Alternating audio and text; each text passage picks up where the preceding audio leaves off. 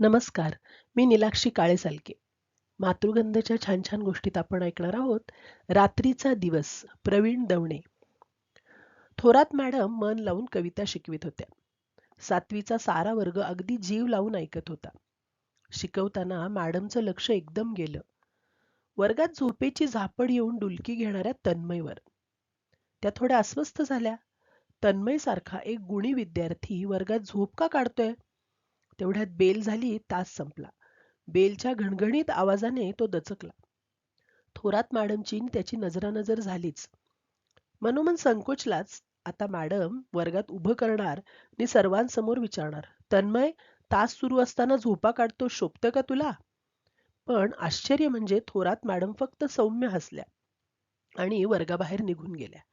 तन्मयला कळेना, थोरात मॅडम आपल्यावर का बरं रागावल्या नाहीत? का खूप राग आल्यामुळे त्या शांतपणे निघून गेल्या?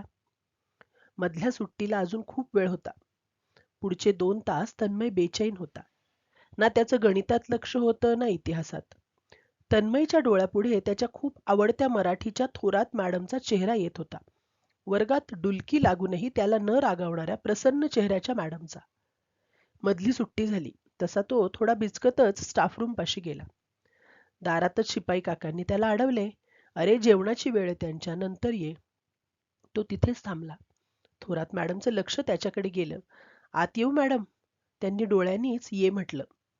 खरं तर तन्मय मनातून खूप घाबरला होता, पण तरीही धीरानं तो मॅडम जवळ गेला.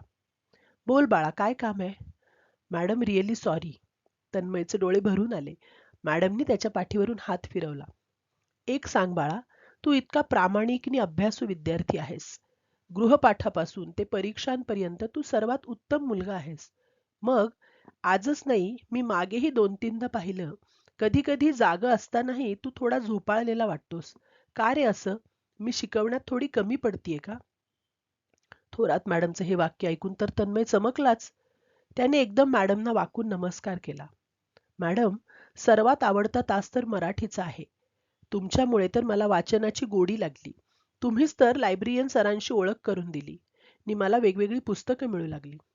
थोरात मॅडमनी प्रसन्न स्मित केल्याने म्हणाल्या, अरे, माझं कौतुक नको बाळा, झोप का लागते वर्गात? तन्मय थबकला. सांगायचे की नाही हा विचार त्याच्या हळव्या मनात आंदोलत होता. ठीक आहे, नको सांगूस, उद्यापासून काळजी घे. तसं नाही मॅडम, वर्गात डुलकी लागली कारण कारण मला झोपायला वेळच नसतो पुरेसा. थोरात मॅडम आता थोड्या सावध झाल्या. प्रश्न काहीतरी वेगळा असावा.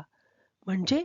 शाळा सुटली की लगेच मला एका फुलांच्या दुकानात फुलांचे हार नि गजरे करायला जावं लागतं. एका हारामागे 1 रुपया देतात. रात्री 9-10 वाजेपर्यंत 100-150 हार करून हात दुखतात. त्या पैशांची घर वाट पाहत असतं. सणासुदीला तर मालक रात्री 11 पर्यंतही थांबवतो. मग घरी आलं की जेवण, खूप दमलेलो असतो. पण पुन्हा तोंडावर गार पाणी मारून मी 2-2:30 पर्यंत शाळेचा अभ्यास करतो. मॅडम, 7ची शाळा, मग 5-5:30ला जागं व्हावंच लागतं. थोरात मॅडम आश्चर्यचकित होऊन ऐकतच राहिल्या. यावर काय बोलावं त्यांना सुचेच ना. एकदम वास्तवात येऊन त्यांनी विचारलं, तन्मय, वडील काय करतात तुझे? तो स्तब्धच झाला. थोरात मॅडमना सारं समजलं. तन्मय म्हणाला, आई ही दिवसभर काम करते, 2 बहिणी लहान, त्यांचं शिक्षण आवश्यक.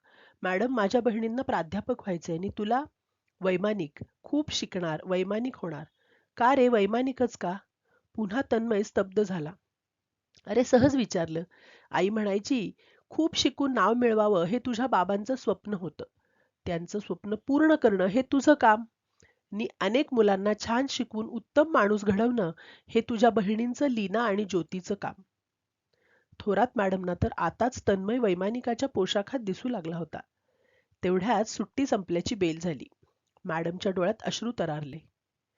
अभिमान वाटतो तुझ्यासारखी कष्टकरी जिद्दी मुलं माझ्या वर्गात आहे त्याचा. बाळा, तू खरा जागा म्हणजे जागृत विद्यार्थी आहेस. वर्गात डुलकी लागणं हे केव्हाही योग्य नाहीच, पण इतक्या जागृत मुलावर मी नाही रागावू शकत. मॅडम, पुन्हा एकदा सॉरी. आजची चूक पुन्हा नाही होणार. थोरात मॅडमनी त्याला मायेनं जवळ घेतलं. त्या म्हणाल्या, अरे तन्मय, आज चुकून ही आगळी घडली म्हणून मलाही तुझी जिद्द कळली ना. मीही प्रयत्न करेन. आता तुझ्या राबणाऱ्या घरासाठी, शिकणाऱ्या धाकट्या बहिणींसाठी मला काय करता येईल? आजपासून माझा नुसता विद्यार्थी नाहीस, तर मानसपुत्र समज.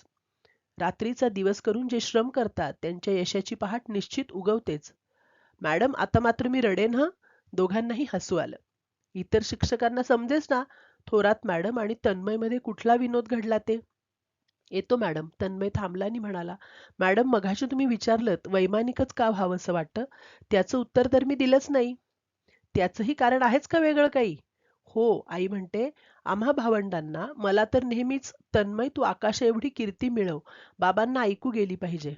मॅडम, मी वैमानिक झालो तर माझं कौतुक बघणाऱ्या बाबांना मी त्यांच्या कानात जाऊन सांगेन, तुमचा तन्मय बघा खरंच मोठा झालाय. मधली सुट्टी भरल्याची दुसरी बेल झाली. तन्मय ऐटीत शाळेच्या पॅसेजमधून जात होता. थोरात मॅडमना निळाई पांघरलेला त्याचा वैमानिकाचा गणवेश कल्पनेनेच जाणवत होता. विद्यार्थी असा जिद्दीच्या पंखांनी झेप घेताना दिसणं, याहून शिक्षकाचं तरी भाग्य कोणतं? धन्यवाद.